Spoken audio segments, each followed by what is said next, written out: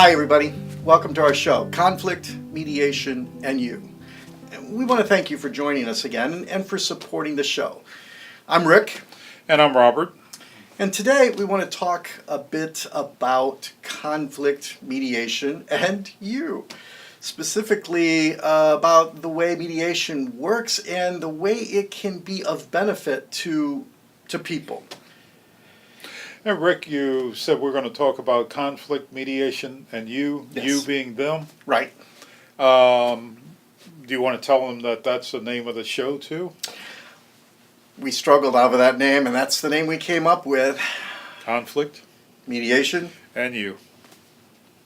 So, where do we want to start? With conflict, with mediation, or with them?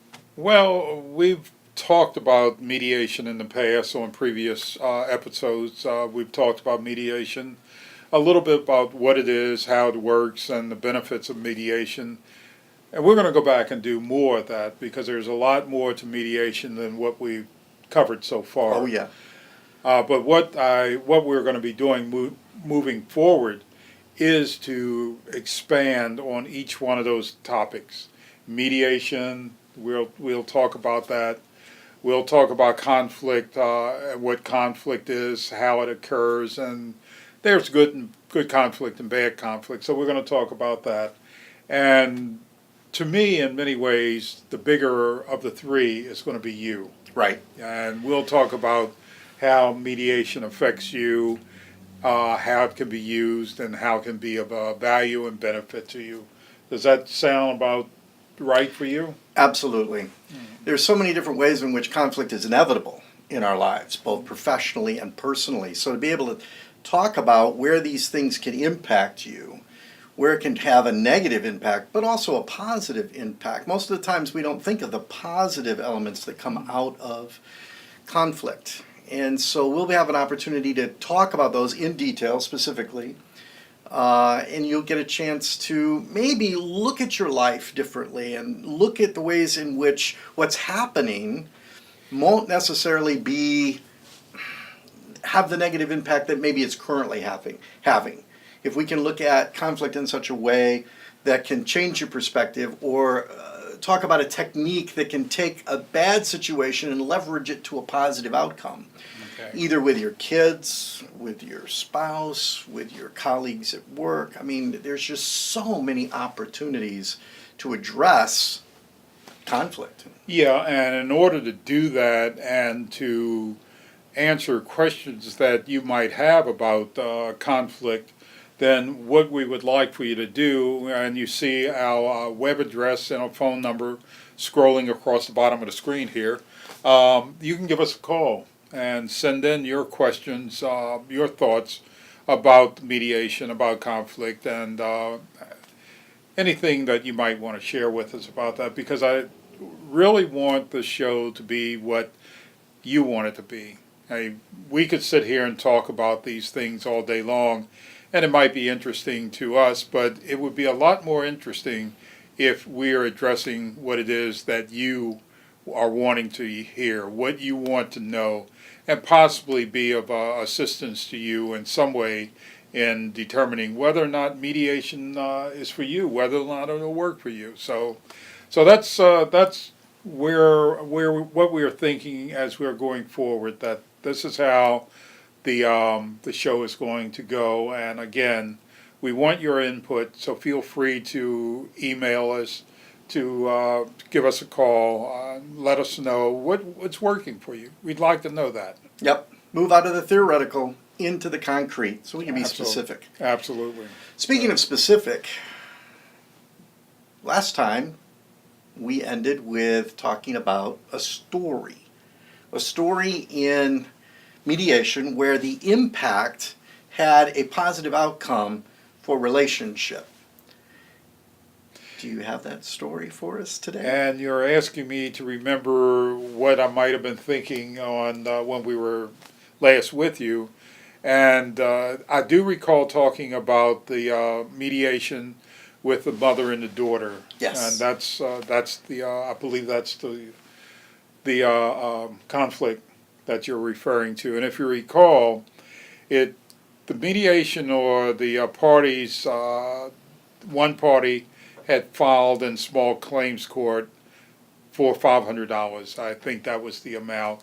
And in the mediation, as we were going through the process, it turned out that the parties, the $500 really was not the issue. That's not unusual, yeah. Yeah, and many mediations, as you're working through, even when there appears to be, it appears that money is the issue, it really isn't. And in the story I shared on the last episode, it was a mother and daughter, which was, when that came up for me, that was a surprise to find that the mother had taken her daughter to small claims court. Wow. To retrieve the $500 that she had loaned to the daughter, but in the bottom line of the story, it wasn't the money. The mother just wanted a message, her daughter to hear a message. Wow. And this was the way she chose to do it. So, But they couldn't have that message any other way? well, I'm sure that prior to the mother filing claim in small court that she had attempted, but we know that many times people, when they get into mediation and we have them to go through giving their opening statement, that they will say something, one party will say something that the other party will say, well, I never heard you say that before. And the first party might say, well, I've said that 1,000 times. You weren't listening. And that's where some of the rub comes in, is that many times we're so focused on our response, our reply, that we Right. don't hear what's being said. So in the mediation, when this does happen, and we find out, and the parties find out, that the issue isn't the money or the car or whatever might have been put at the top, it's about the relationship. So what is it about mediation that makes that possible? I mean, you mentioned an opening statement and the chance that somebody might hear, but to why does it work in mediation as opposed to standing in front of a judge and making those same statements? Well, from my knowledge about being in a court, you're not going to say but so much when you're in the courtroom in front of a judge. The judge is going to ask the questions, and you'll answer those questions. And if you're not answering the question, then you will be directed to answer the question. In mediation, you're given the opportunity to give an opening statement, what we call an opening statement, and what that is, you're given an opportunity to tell your side of the story, your story. And it's set up in such a way that you're able to talk and the other party is listening. And for many, it really is the first time that they're listening in such a way that they're taking in what's being said. So, In court, you're talking to the judge. You don't really ever, I mean, do you even get a chance to talk to the other party? probably not. So the mediation is actually set up so that they both get a chance to talk and to talk to each other. Yes, ideally, if the mediator sets it up in such a way that the parties will end up talking with each other. They might start off talking to the mediator, with the mediator, but the skills of the mediator are such that the mediator will direct the conversation so that they're talking with each other. To each other. Which is what you want to happen. Well, and they were able to talk in a way that the daughter heard the mother. Would you say the mother heard the daughter? No, in this case, I believe it would be that the daughter heard the mother. Now, the mother had probably said, I don't know how long the loan had been outstanding, whether it was 6 months, a year, or whatever. And during that time, the mother might have said, when are you going to pay me back? Right. Well, that's going to get one type of response, which is, I'll take care of it next week. And that might be the end of it. where in the mediation setting, the mother is telling a story, so the daughter is hearing it in a different way. Wow. She's not just hearing, when are you going to pay me back? She's able to not only hear, but see the impact of her not upholding her end of the bargain, the effect that it's had on the mother. On the mother. And you saw this happening right there Yes. in front of your eyes. In front of my eyes, I could see that happening. How do you know the message was heard? Well, if you're engaged in the a process, you're not only listening to what's being said, but you're also taking in what you see. Mhm. And many times, if not most of the time, when we are carrying on a conversation, we're not only using our words, but we're using facial expressions, we're using our body, we're using all of ourselves. So if the mediator is paying attention to all of this, then you're going to get a much broader answer than you would get if you're just listening to the words. Okay, so you were listening intently. The mother sent her message across the table. The daughter sent a message back. In this process, did she get her $500? I don't know. Isn't that the bottom line? Coming into the mediation, that was what the demand was. Leaving out, they went out, they agreed that everything was okay. Whether or not the daughter actually, I'm going to make an assumption, and you know what that is. But Yes. we'll make the assumption that the daughter, yes, paid the mother back. But there was more that happened. Say again. You say there's more than happened than just the exchange of that money. Yes, yes. Their relationship was, It changed. wow. So what it was like when they finally returned home, I don't know, but I suspect their interaction was different than it was before they left to come to the mediation. I wonder what their relationship was like coming to the mediation. I mean, You're really not a nice mom dragging me Was- into court just because I owe you money. there would have to be, that would Yeah. have to be really tense. Yeah. I mean, that's a pretty extreme action to take.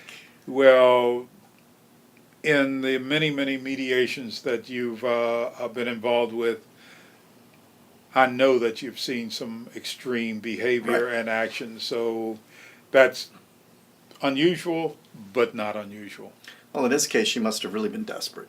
I mean, to some way to get the message across, to get her daughter to Yeah, to I would hear. say so.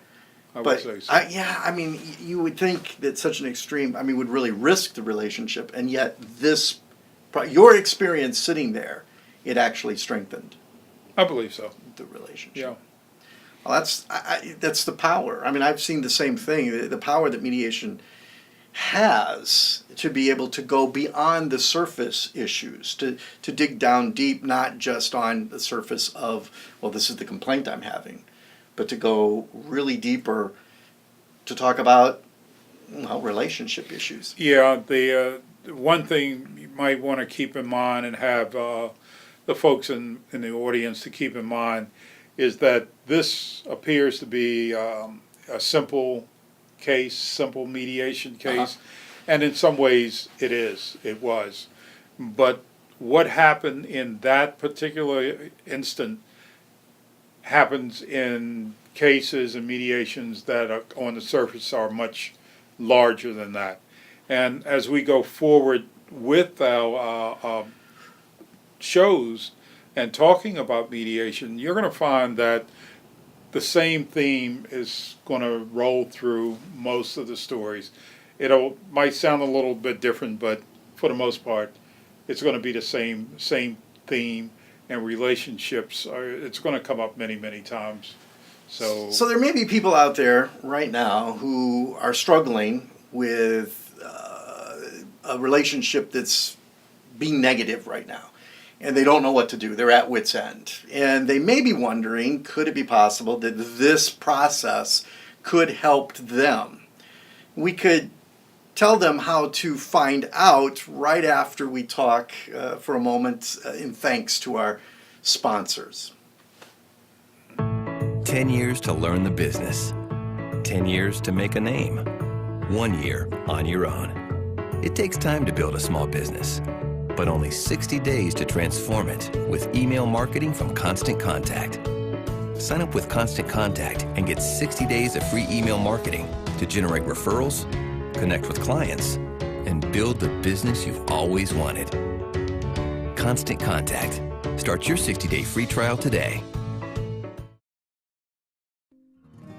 What happens when soldiers come home? Brene Foundation offers hero support to ensure that our heroes abroad can continue to be heroes at home. We link veterans with organizations who are dedicated to guiding the transition from military hero to civilian hero. If you want to find out how you can support our troops at home, please contact the Brene Foundation or visit brene.com. Welcome back. Yes, we've been talking about personal relationships and the power that mediation has. And if you're wondering whether or not this could have any application for you, be sure and call this center, 404-991-0072, and ask. We'll be more than glad to address your specific situation, see if mediation's applicable for you. But we've been talking about personal relationships.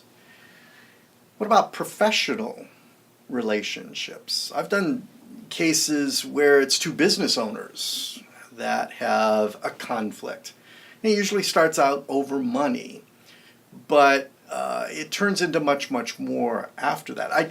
It was a restaurant case, and there was a conflict with one of the vendors. Okay. And the question was about money owed. And they spent a great deal of time arguing over receipts, invoices, and all of that, and what's the exact amount. But in the end, working through all these issues and getting these people laying out what's most important to them, what ended up turning the table was the future relationship. The question came up, do you want to continue this contract? And both of them said yes. Then what do we need to do with this money situation in order to maintain the professional relationship contract going forward? After that, once they realized that they valued the service and the professional relationship, finding a solution to the money issue was really, really easy. Well, it probably wasn't the main issue at that time. Oh, no.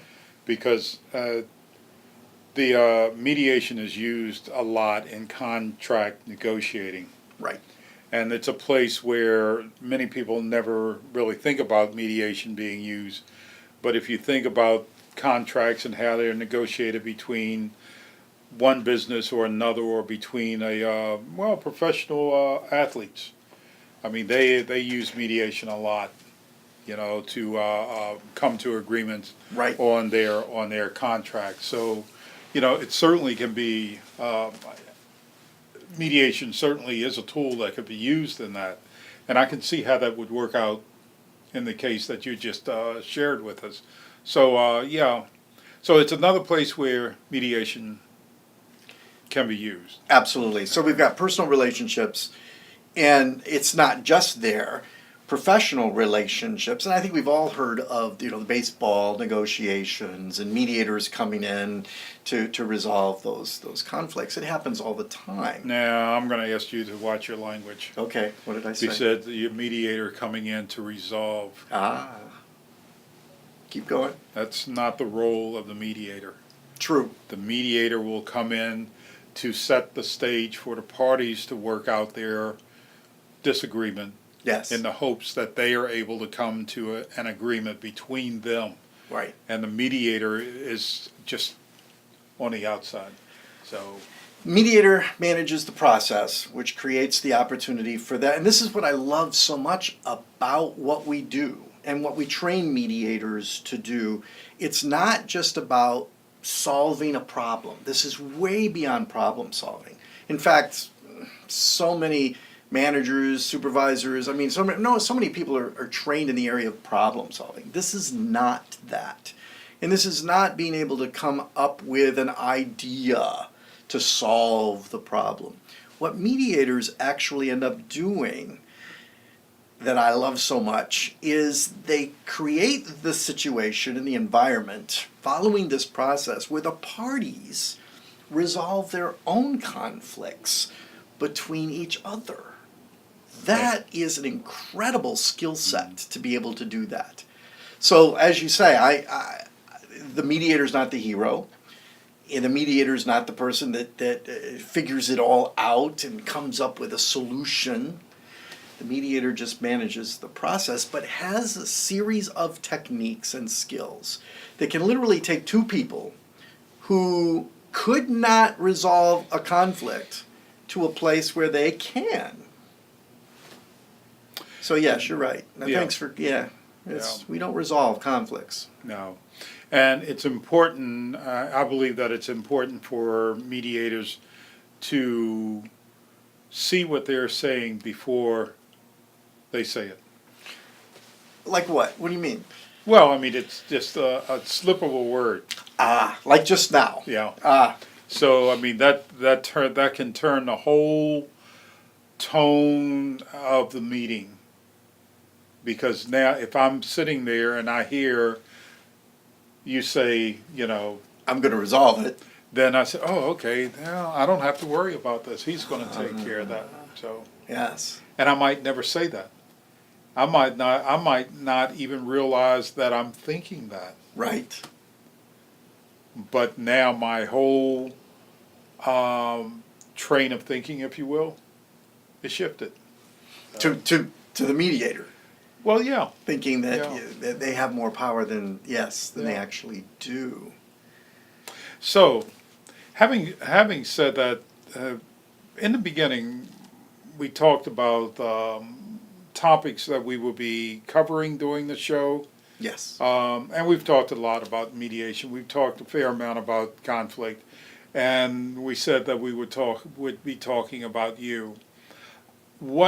I did ask if there are questions, concerns, or issues that folks might have, that you share those with us so that we can make it part of the conversation that we Yes. have with you during the airing of the show. So I want to make sure that our viewers understand that we want to share information, we want to make them more aware, but we want to engage in such a way that it's worthwhile to them and not just to us sitting here. Right. So, Right. so how do you propose that we do that? I have a couple of ideas. Good. Let's hear them. Well, the some of the topics that we've talked about in the past, and again, this is repeating some of what has already been said, but I think that it's well worth the time to do that, to have people to understand fully what it is that we intend to do here. So the topics that we've come up with for the show, conflict, and as I said, we've talked about that. Training. We haven't talked a lot about training and the training that is done at the Center for Dispute Solutions. Right. So we do want to let our viewers know that we do also provide training. We Okay. provide mediation training Yes. for people who are interested in becoming mediators or who want to learn the skills acquired or the skills that are used in mediation. We want to talk about, or we provide training in group facilitation. Yes. In many ways, mediation is a facilitation of a process. So how do you do that? We provide that type of training, and also skills development. Mm-hmm. We provide skills development training, and that list is quite extensive. But one of the skills that we do focus on in the training is communication skills. So we talk about that and the value of being able to communicate in a mediation session, how to do it so that you accomplish what it is that you want the parties to be able to reach an agreement. Right. Okay. And then the last, not the last, but the third thing on the list was you and your role in Yes. the mediation. So the you and the parties that come to mediation, what role do you see them in? When they come to mediation, what is the role that they might be in? Now, we're not talking about the mediator's role at this point. We're talking No. about the parties' The role, parties, the people in the dispute. Right. What's critically important is that they come with what's important to them. So they come with a conflict, I guess. Yeah, but what role? Now I'm trying to lead you into the role when they come into the mediation. The party comes into that mediation and sits in that chair. Yes. They have a hat on. They are in a role. So one of the roles might be a father. Yes. A parent, a parent. father, Okay. a spouse, Okay. an employee, a Okay. manager. So many different hats so the leader of the CEO, it could be a business owner, it could be whatever hat they're wearing, and we all wear multiple hats at different times. But yes, that could be the place where whatever it is could be addressed in the mediation process. So between employees and employees, do an awful lot of that. Between managers and employees, between service providers and clients, more skills for managing conflict. There's an infinite number of relationships that we could start to talk about in terms of who's going to be sitting in that chair. Now, the part of the reason for bringing that up is because as a mediator, many times you don't know Oh, no. the role that the person is playing or engaged in when they sit down. Until across they from- open their, Yeah. So we need to, as mediators, we need to be skilled in how we interact with these different roles. Yes. So how would you, if you were engaging someone that wanted to become a mediation, they want to come to one of our training sessions to become a mediator. Mhm. And what are some of the things that you might share with them about what they would need to be able to do that? They need to be able to listen, as you said earlier, the communication skills, but they need to be able to pay close attention to what's happening, not only what's being said, but more often than not what's not being said. As you said in another our earlier session, that the nonverbals that are also being communicated. But then looking at the context, who is this person? What are they bringing to that table? What is it about that specific dynamic that has brought them to this conflict? I've got to be able to pull that out. So I've got to have some really good question asking skills. I've got to be concerned about helping people. That's the number one thing I see people that come to the trainings. They're all motivated by some sense of wanting to help. And what I hear a lot is people saying, I'm often put in these positions of the go-between, and everybody's bringing their problems to me, and I do pretty well at this. I would just like to have some professional training and do it even better. And then what they walk away with is, all right, I have this desire to help people, and now I have this huge skill set that becomes much more applicable and transferable in their life. Okay. So that's some. Some of That's some, because there's still a lot more to it, and it's sometimes we take things for granted as far as what's involved in this process. But the training that we provide certainly will help, will support you in being able to become a mediator, Oh, if that's what absolutely. you choose to do, or to use these skills in a way that will benefit you in the workplace, in your business, in your personal life. It's sometimes it's just amazing, when you know certain skills where they can be used and how they can improve whatever's going on for you. It's been true in my life personally. I mean, it's these skills and being able to integrate them into who I am has transformed all of my personal and professional relationships. So I've really benefited from being a mediator and learning these skills. Yeah. So we're coming to the end of our time for this session. So what kind of thoughts do we want to leave our viewers with? We want them to contact us. We want them to do that. Anything else? I want them to consider, I mean, in the areas where there is conflict or miscommunication or misunderstanding, to consider the possibility that that this technique, this process of mediation, might benefit them and could make their life better. Mm-hmm. Okay. All right.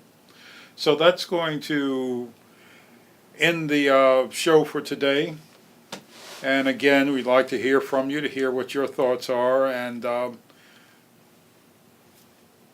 we're off. We're off.